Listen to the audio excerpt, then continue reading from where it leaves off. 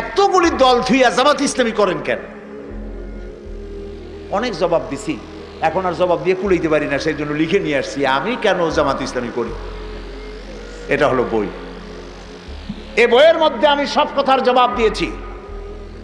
বাংলাদেশে একজন ব্যক্তি বলে বেড়ান জামাত ইসলামী কোনো ইসলামী দল না, এই কথা একটা লোকে বলে। পৃথিবীতে আর কোনো মায়ের সন্তান নয় এই রকমের বেয়াদবিপূর্ণ ধৃষ্টতাপূর্ণ কথা আর বলতে পারে একটা মানুষ নাই। মাওলানা মওদুদী রহমতুল্লাহ আলাইহির লেখার সাথে দ্বিমত পোষণ কেউ করলে করতে পারে। যে বেশি কথা বলে দুই একটা কথা ভুল হয়েও যেতে পারে, যিনি বেশি লেখেন দুই একটা গলত হয়ে যেতেই পারে।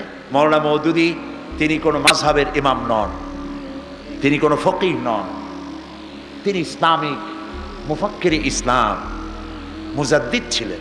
আলহামদুলিল্লাহ বললেন।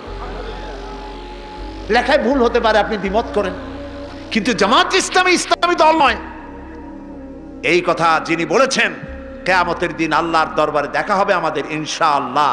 সেদিন আপনার পজিশন কি হয় আমরা দেখব। আমি ওই সব কথার জবাব দিয়েছি। এখানে দাড়ি সম্পর্কে কথা হয়, টুপি সম্পর্কে, সাহাবীদের ব্যাপারে, নবীদের ব্যাপারে, খেলাফত ও মুলুকিয়াতের ব্যাপারে আমি আমার বক্তব্য এখানে কোরআন হাদিসের দলিল দিয়ে তুলে ধরেছি। মোমেন তো সেই ব্যক্তি যে ব্যক্তি নিজের জন্য যা পছন্দ করে অন্য মোমেন ভাইয়ের জন্য তা পছন্দ করে। আমি জামাত ইসলামী নিজের জন্য পছন্দ করেছি। সুতরাং এই কিতাব আমি মানুষের মাঝে ছড়িয়ে দিতে চাই।